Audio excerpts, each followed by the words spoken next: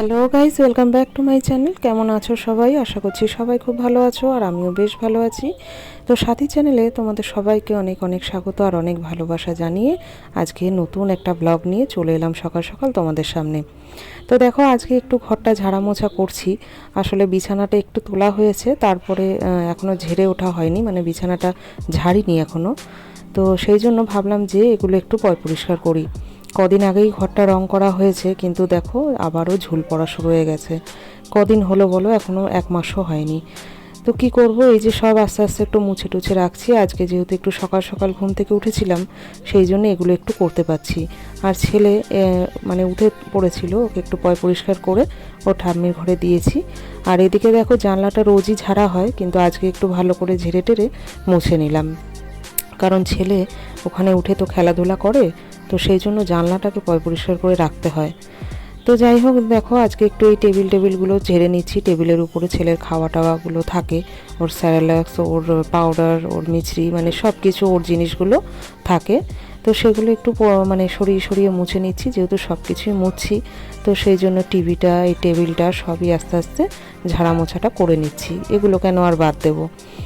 আর খাট টাটগুলো পরিষ্কার করে নিলাম আজকে। তো যাই হোক, এই দেখো সব ঝাড়াঝাড়ি করে টোরে চলে এলাম বিকেলের দিকে। বিকেলে যেটা কাজ, আগেই জামা কাপড়গুলো তোলা। আর পিঁপড়ের উৎপাত তো আছেই, একটা একটা করে জামা কাপড় তুলতে অনেকটা সময় লেগে যায়। আর পিঁপড়েগুলো না জামা কাপড় ঝাড়লে পরেও চট করে পড়ে না, জামার মধ্যে আটকে থাকে।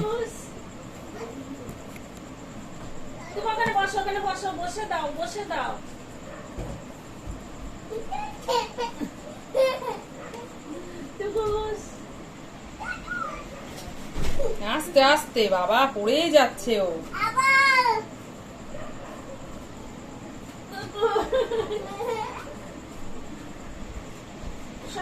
পড়ে যাবা তো, এইদিকে এইদিকে এইদিকে খেলো, এইদিকে খেলো।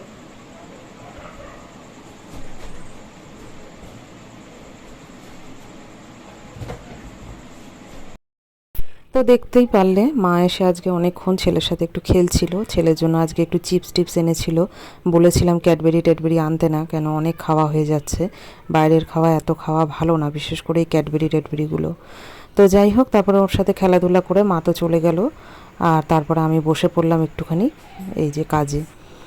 তো এই যে কাজকর্ম সেরে তারপরে চলে এলাম একটু রান্নাঘরে। কাজকর্ম এখনও সারা হয়নি, অনেকটা শাখা আছে।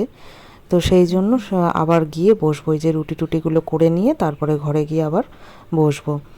তো যাই হোক, যতটা তখন মারা হয়েছিল সেগুলো রয়েছে পাখার তলায় শুকাচ্ছে। আর এদিকে আমার রুটিটাও হয়ে এসছে। ছেলের রুটিটাকে এবার ভিজিয়ে দেব। ভিজিয়ে দিয়ে আজকে ভাবলাম যে ভাতটা খাওয়াবো না, কেন প্রত্যেক দিন ভাত খায় 3 বেলা করে। তো সেই জন্য আজকে রাত্রেবেলা একটু রুটিই দিচ্ছি। আজকে সকালে আমি আর রুটি করতে পারিনি, তো সেই জন্য ছেলে আজকে সকালেও ভাত খেয়েছিল। তো সেই জন্য রাত্রে ভাবলাম কি যে একটা রুটি দিয়ে দিই। তো যাই হোক, তারপরে দেখো এই যে রুটি টুটি করা হয়ে গেছে, ছেলের দুধ গরম, রাতের খাবার গরম, সবই হয়ে গেছে। করে আমি গ্যাস ট্যাসগুলো মুছে নিলাম। তো রুটি করে আসলাম, এখন আবার একটু বসলাম আঠা মারতে। তো দেখো, আবারও বসলাম একটু আটা মারতে। ওদিকে রান্নাঘরের কাজ শেষ হয়ে গেছে, আটাটা আমি গুলে রেখেই গেছিলাম। তো যাই হোক, এই যে আটাটা টেনে গেছে, এখন তাড়াতাড়ি করে একটু বাকি শাখাগুলো মেরে দিই।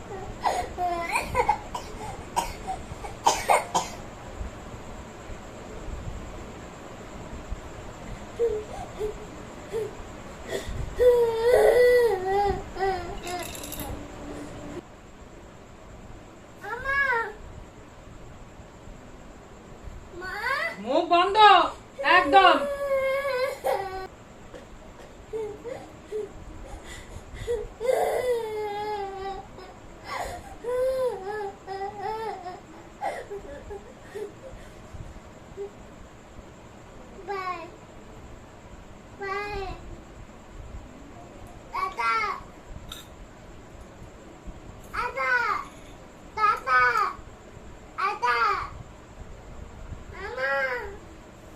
বস এখানে। তো দেখলে তো, সারাটা দিন ধরে এরকমভাবে বকাঝকা করতে হয় ওকে। কি হয়েছে জানো, রান্নাঘর থেকে বেরিয়ে এসে আমি এই যে কাজে বসেছিলাম, ও তার মধ্যে সিঁড়ির উপরে গিয়ে উঠেছিল। ব্যাস, উপর থেকে পড়ে গেছে। খুব বেশি উপরেও যেতে পারেনি, 3টে সিঁড়ি উঠেছিল, তো সেখান থেকে পড়ে গেছে। আর বেশি উপরে উঠে যদি পড়ে যেত কি হতো বলো তো। ঝাড়ান আনতে গেছিলি? কেন? তোকে না করেছি না ঝাঁটা ধরতে?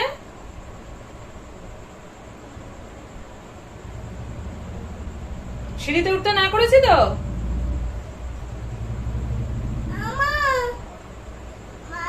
কে?